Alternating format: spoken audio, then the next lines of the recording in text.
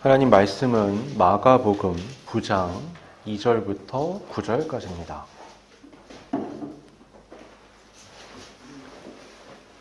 마가복음 9장 2절부터 9절까지입니다.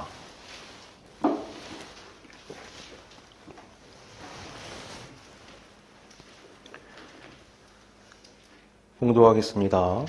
엿새 후에 예수께서 베드로와 야고보와 요한을 데리시고 따로 높은 산에 올라가셨더니 그들 앞에서 변형되사 그 옷이 광채가 나며 세상에서 빨래하는 자가 그렇게 희게 할 수 없을 만큼 매우 희어졌더라. 이에 엘리야가 모세와 함께 그들에게 나타나 예수와 더불어 말하거늘 베드로가 예수께 고하되 라삐여 우리가 여기 있는 것이 좋사오니 우리가 초막 셋을 질 때 하나는 주를 위하여 하나는 모세를 위하여 하나는 엘리야를 위하여 하사이다 하니 이는 그들이 몹시 무서워하므로 그가 무슨 말을 할지 알지 못함이더라. 마침 구름이 와서 그들을 덮으며 구름 속에서 소리가 나서 나되 이는 내 사랑하는 아들이니 너희는 그의 말을 들으라 하는지라. 문득 둘러보니 아무도 보이지 아니하고 오직 예수와 자기들 뿐이었더라. 그들이 산에서 내려올 때에 예수께서 경고하시되 인자가 죽은 자 가운데서 살아날 때까지는 본 것을 아무에게도 이르지 말라 하시니. 아멘.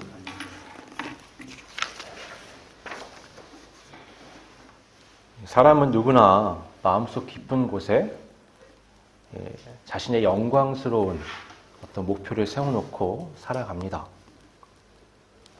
삶은 힘들고 지치지만 그래도 언젠가 그런 눈부신 기쁨, 감격, 성공을 꿈꾸면서 매일을 이제 견뎌내죠. 언젠가는 어떤 삶 가운데서 그것이 완성될 거라는 기대가 있습니다. 또는 그런 때가 있었던 적도 있죠. 여러분은 어떠십니까? 인생에서 잊을 수 없는 찬란한 영광의 순간이 있었습니까? 아니면 그걸 바라며 지금 살아가고 계십니까? 이 현실을 보면 그건 그렇게 쉬운 게 아니죠. 그걸 그렇게 갈망하는 만큼 현실은 그게 매우 어렵다는 걸 우리에게 가르쳐 줍니다. 그래서 보통 반대되는 감정이 삶의 대부분은 채워져 있죠. 실망, 좌절, 고통, 슬픔의 순간들이 수놓아져 있습니다. 우리에게는 시간이 한정되어 있는데 과연 우리 삶의 그런 영광은 언제, 어떻게 찾아올까요?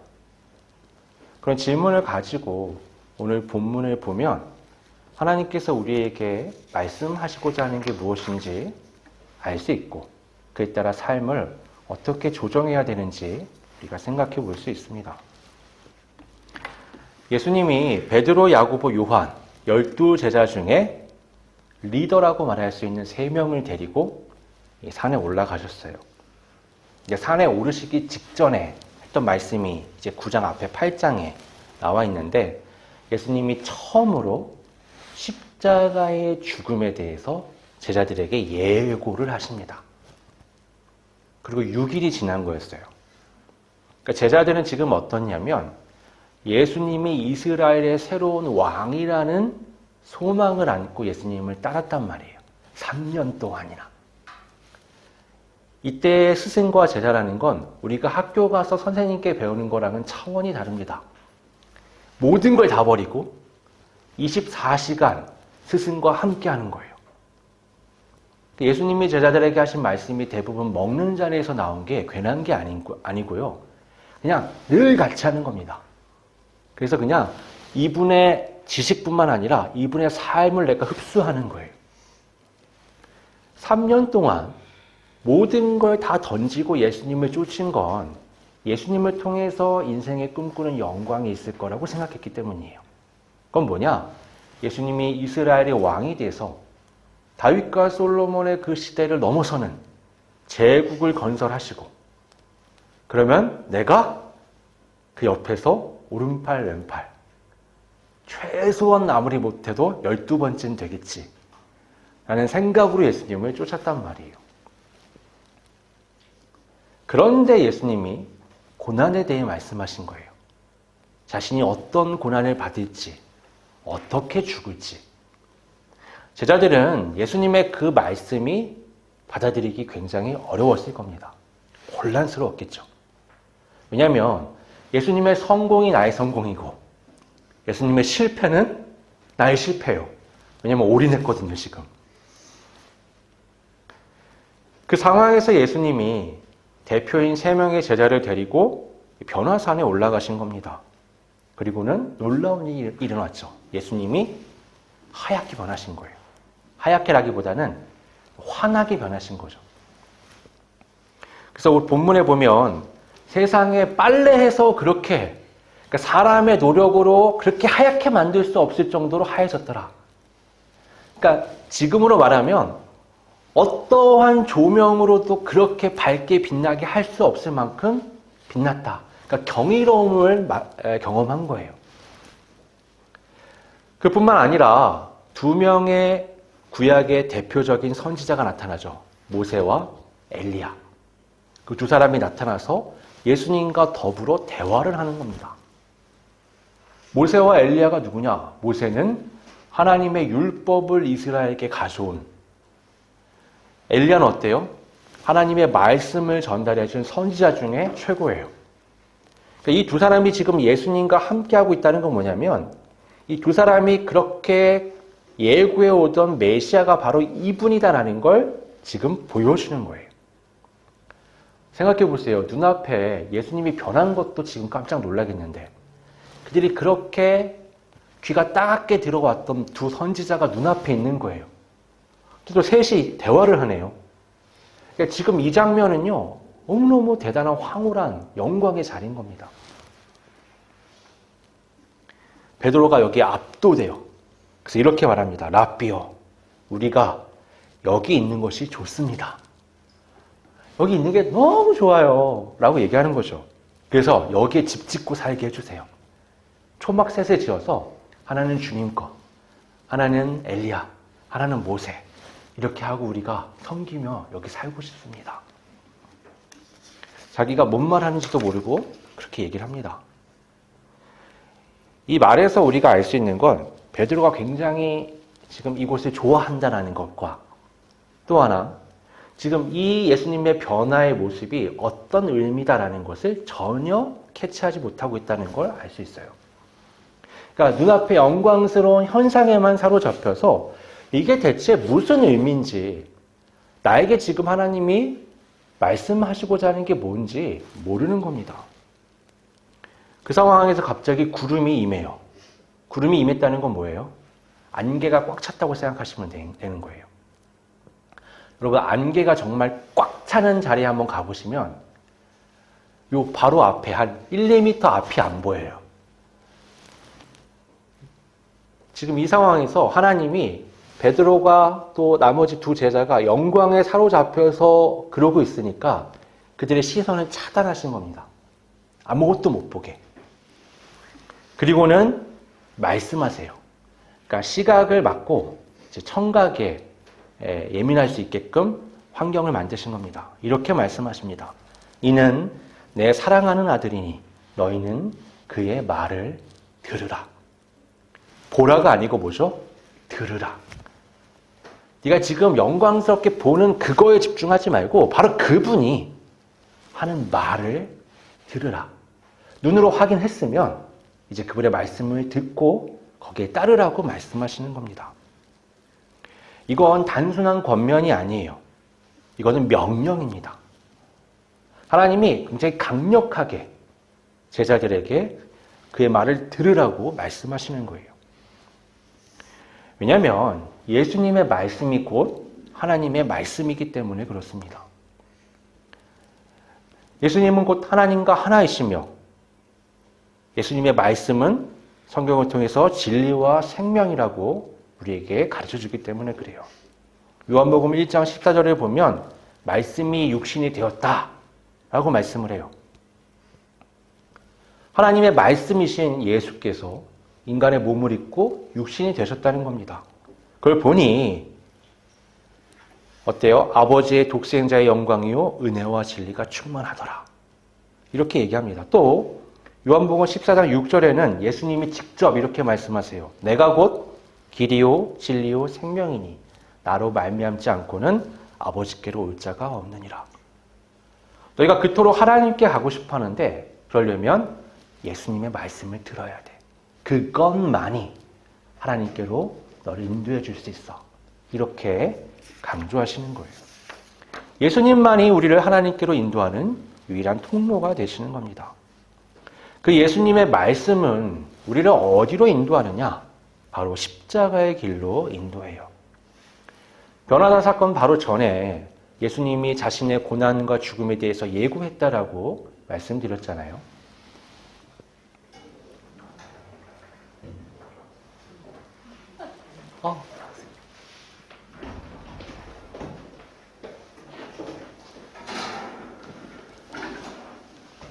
예수님이 변화사 사건 전에 자신의 고난과 죽음에 대해서 말씀을 하셨는데 제자들은 그 말씀을 이해하지 못했어요. 그래서 하나님께서는 그의 말씀을 들으라고 또 제자들이 그 말씀을 통해서 그 십자가의 길을 따르라고 원하셨기 때문에 이렇게 말씀하셨습니다. 예수님께서 변화산에서 보여주신 이 영광, 세상이 어떻게 할 수 없을 정도로 하얗게 되는, 환하게 되는 그 영광은 예수님의 십자가의 고난을 통과한 다음에 얻게 될 그 영광을 미리 보여주신 거예요. 제자들이 예수님이 십자가의 고난을 예고하시니까 굉장히 혼란스러워 하잖아요. 그러니까 이걸로 시청각 교육을 하는 거예요. 자, 봐봐. 너네 혼란스러워하지 말고 니네가 생각하는 그 땅의 이스라엘 제국의 영광이 아니라 하나님 나라에서 세상이 보여줄 수 없는 이 영광을 한번 보고 그 다음에 그의 말을 듣고 따라와 라고 말씀하시는 겁니다. 그의 말을 들으라는 건 예수님의 말씀을 그냥 듣기만 하라는 행위를 말씀하는 게 아니에요. 이건 순종을 의미하는 겁니다. 야고보서 1장 22절은 이렇게 말씀해요. 너희는 말씀을 행하는 자가 되고 듣기만 하여 자신을 속이는 자가 되지 말라. 말씀을 듣기만 하고 행하지 않으면 그건 자신을 속이는 자라고 말씀합니다. 거짓말이라는 얘기를 하는 거죠. 참신앙은 말이 아니라 행동을 통해서 증명되는 겁니다. 우리가 예수님의 말씀을 듣고 순종하지 않는다면 그건 스스로를 속일 뿐 아니라 그게 무슨 유익이 될 수 있겠어요? 그건 내 삶에 아무 변화를 가져오지 못합니다. 하나님께서 아브라함에게 독자 이삭을 바치라고 명령하셨을 때 아브라함은 순종합니다. 노아에게 방주를 지으라고 명령하셨을 때 노아는 순종했습니다. 모세에게 이스라엘 백성을 이끌고 애굽에서 나오라고 명령하셨을 때 모세는 순종했습니다. 이처럼 하나님의 말씀을 순종하는 것이 우리 믿음의 핵심이라고 말할 수 있어요. 자, 변화산에서 엘리야와 모세가 사라져버려요. 하나님이 덮었던 그 구름이 사라지고 나니까 그 전에 그들이 봤던 그 놀라운 현상, 예수님의 영광, 또 모세와 엘리야의 모습, 그게 다 사라져버립니다. 현실로 돌아온 거예요. 구름이 거친 뒤에 하나님의 음성을 듣고 난 뒤에는 자신들이 알던 예수님과 자신들이 알던 자신들, 그리고 자신들이 막 올라왔던 그 산의 모습으로 다 모든 게 변한 거예요. 이제부터는 어떻게 해야 되느냐? 예수님의 말씀에 귀를 기울여야 하는 겁니다. 예수님이 산에서 내려오시면서 제자들에게 그렇게 말씀하세요. 인자가 죽은 자 가운데서 살아날 때까지는 본 것을 아무에게도 이르지 말라. 너네 오늘 본 거 아무한테도 말하면 안 돼. 라고 말씀하신 겁니다. 왜냐하면 이 영광이 중요한 게 아니라 지금 예수님의 말씀을 듣고 예수님이 따라가는 길을 보면서 쫓아가는 게 중요한 거예요. 그 영광은 잠깐 있다 사라지는 거였지만 지금 필요한 건 뭐냐? 예수님이 걸어가시는 그 십자가의 고난의 과정을 그들이 온몸으로 경험하면서 쫓아가야 하는 겁니다. 그 후에 지금 보았던 그 영광의 역사들을 너희가 또 보게 될 텐데 그건 그때 가서 얘기하면 돼 라고 말씀하시는 거예요. 너희들은 지금 내 말을 듣고 내가 가는 길에 초점을 맞추라고 말씀하시는 겁니다. 사랑하는 여러분, 예수님께서는 우리에게도 말씀하세요. 누구든지 나를 따라오려거든 자기를 부인하고 자기 십자가를 지고 나를 따를 것이니라. 우리가 져야 할 십자가는 뭔가요? 남편인가요? 자식인가요? 무거우시죠? 근데 그건 십자가가 아닙니다. 예. 누가 그랬대잖아요. 새벽마다 기도해서 남편이 십자가인 줄 알고 하나님 앞에 남편을 고쳐달라고 기도하는 거예요. 그 얘기는 뭐예요? 나는 아무 잘못이 없어요. 예. 손바닥은 마주쳐야 소리 나죠. 그건 십자가가 아닙니다. 예수님께서 말씀하시는 십자가라는 건 그건 단순히 고통스러운 일, 힘든 일을 의미하는 게 아니고요. 이건 우리가 예수님을 믿고 따르기 위해서 우리가 포기해야 하는 것들, 감당해야 할 희생, 겪어야 할 어려움을 의미하는 겁니다.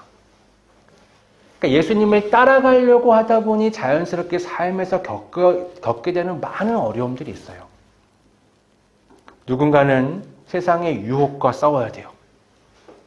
누군가는 자신의 욕심과 자아를 내려놓는 힘든 과정을 겪어야 합니다. 또 누군가는 다른 사람을 위해 희생하고 봉사하는 것이 십자가일 수도 있어요. 누군가는 그 믿음을 지키려고 하다 보니 온갖 핍박과 고난을 받을 수도 있습니다. 사도 바울은 이렇게 고백해요. 내가 그리스도와 함께 십자가에 못 박혔나니 그런즉 이제는 내가 사는 것이 아니요 오직 내 안에 그리스도께서 사시는 것이라. 바울은 자신의 욕망, 자신의 계획, 자신의 삶을 십자가에 못 박았어요. 그리고는 그리스도 예수를 위해 삶을 살았습니다. 초대교회 성도들은 어땠느냐? 예수님을 믿는다는 그 이유 하나만으로 엄청난 핍박과 고난을 당했어요. 그래도 포기하지 않고 기꺼이 십자가와 같은 순교의 길을 걸어갔습니다. 오늘날 우리도 마찬가지예요. 우리는 각자에게 주어진 십자가가 있습니다. 그걸 지고 예수님을 따라야만 해요. 자신을 십자가에 달아 죽이는 과정이 얼마나 고통스러워요. 예수님이 자기 십자가를 지고 따르라라고 하는 건 뭐냐면요. 야, 너 십자가 지고 골고다를 올라간 다음에 내 십자가 옆에 너의 십자가를 세워놓고 네 자신을 십자가에 못 박아 죽이라는 겁니다.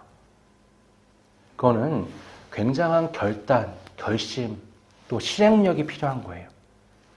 그건 고난이 필요한 겁니다. 고통의 과정을 감내하는 거예요. 그게 믿음이에요. 믿음은 믿습니다라고 말하는 게 아니라 그 믿음을 삶을 통해서 하나님 앞에 증명해내는 겁니다.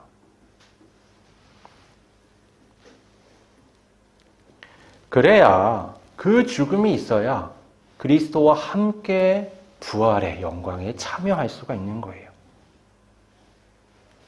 여러분, 꽃이 가장 아름다운 곳은 꽃이 가장 많은 곳, 인생에서. 여러분 인생에서 이만큼 꽃을 많이 받을 수 없는 곳이 언제냐? 죽은 다음에 장례식장에서 엄청나게 많은 꽃을 받으실 거예요. 보통의 사람이라면. 여러분이 가장 많은 비명을 질렀던 때는 언제냐? 태어날 때입니다. 태어날 때. 근데 아무도 장례식장에 꽃이 많다고 기쁨을 느끼지 않잖아요. 아이가 태어날 때 그렇게 찢어지게 애가 부르짖는데 아무도 슬퍼하지 않습니다. 막 웃어요, 어른들은. 애가 안 울면 그런 문제가 있으니까. 고통과 고난이라는 건 하나님의 이 창조 세계의 원리로 보면 그건 우리가 하나님의 놀라운 영광을 취하기 위한 하나의 과정이라고 말할 수 있어요. 오늘 우리는 변화산 사건을 통해서 우리를 향하신 하나님의 메시지를 들었습니다. 이는 내 사랑하는 아들이니 너희는 그의 말을 들으라. 여러분, 우리는 지금 어떤 음성을 듣고 있습니까? 세상에 화려하죠. 유혹과 욕심을 자극하는 수많은 소리들이 있습니다. 그것들을 듣고 있습니까? 아니면 우리 위해 십자가를 지신 예수님의 음성, 그 음성을 듣고 또 우리에게 십자가를 지나는 그 메시지를 듣고 따르고 있습니까? 오늘 우리는 결단을 해야 합니다. 예수님의 말씀에 순종해서 각자에게 주어진 십자가를 지고 예수님을 따라가야 할 결심을 해야 합니다. 십자가의 길은 고난의 길이지만 여러분, 그건 동시에 영광의 길입니다. 제자들에게 십자가를 예고하시며 그 길을 걸어가시는 걸 보여주실 뿐만 아니라 그것이 어떤 영광으로 이어지는지도 동시에 보여주셨잖아요. 십자가 없이는 부활이 없어요. 고난이 없이는 영광이 없습니다. 예수님께서는 우리보다 먼저 십자가를 지시고 죽음을 이기시고 부활하셨어요. 그 예수님이 우리 앞에 계시기 때문에 우리는 우리의 삶에서도 똑같은 소망을 안고 쫓아갈 수 있습니다. 예수님이 내 멍에를 지라고 말씀하셨을 때 그 이스라엘의 멍에는 소 2마리가 매는 멍에예요. 소 2마리가 매는 멍에는 나이가 많은 이제 베테랑 소와 또 힘은 넘치지만 어떻게 가야 할지 모르는 이 젊은 소를 짝지어 놓습니다. 이 젊은 소는 밭을 갈아본 경험이 별로 없어요. 그럼 나이 든 소가 리드하는 대로 쫓아가죠. 예수님의 멍에가 그런 겁니다. 예수님이 야, 너 십자가 지고 따라와. 이 말씀은요, 예수님이 먼저 저기 가신 다음에 나보고 이 고난의 길을 홀로 쫓아오라고 말씀하시는 게 아니라 다시 내 옆에 오셔서 내 인생의 멍에를 함께 메시고 나를 인도해 가시는 겁니다. 그래도 힘든 게 십자가의 길이에요. 그래서 결심해야 합니다. 그래서 결단해야 합니다. 그래서 말로 믿는 자가 아니라 삶으로 이 믿음을 살아가야 돼요. 그렇게 살아가면 주님께서 제자들에게 보여주신 이정표, 십자가가 끝이 아니라 하나님의 놀라운 영광의 자리가 기다리고 있다는 걸 우리도 알고 그 소망을 쫓을 수 있는 겁니다. 세상은 이해할 수 없고 당연히 이해할 수 없죠. 왜냐하면 이 땅에서의 영광에 초점을 맞추기 때문에. 하지만 우리는 그 너머의 영광에 초점을 맞추는, 세상이 도저히 흉내낼 수 없는 하나님의 영광에 초점을 맞추는 십자가의 길을 걸어가야 합니다. 그 길을 온전히 걸어가며 주님과 함께 고난도 받을 뿐 아니라 주님과 함께 부활의 영광에도 참여하는 우리 모두가 되기를 바랍니다. 기도하겠습니다. 아버지 하나님, 우리의 눈을 현혹하는 수많은 것이 세상에 있습니다. 찬란하게 빛나며 그곳에 머물고 있고 싶고 그곳에 가고 싶고 그것을 이루고 싶게 하는 우리의 죄악된 욕망을 건드립니다. 베드로와 제자들이 예수님이 변하신 그 자리에서도 그런 죄악된 욕망이 자극되는 것을 우리는 보았습니다. 하나님, 그 모든 걸 가려주시고 이 시간 우리에게 말씀하시며 예수님의 음성을 듣고 십자가의 길을 걸어가라고 말씀하셨습니다. 흩어져 있는 우리의 마음의 초점을 이 시간 추스려 아버지 하나님께, 우리 주 예수 그리스도께 맞춥니다. 세상이 아니라 하나님의 나라에 눈을 두고 세상의 헛된 영광이 아니라 그리스도 예수와 함께 그분이 우리의 앞서 보여주신 십자가의 길을 걸어가고자 합니다.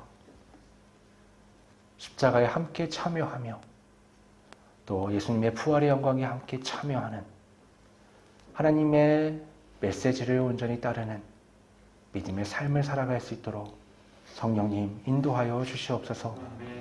거룩하신 예수님의 이름으로 기도드립니다. 아멘.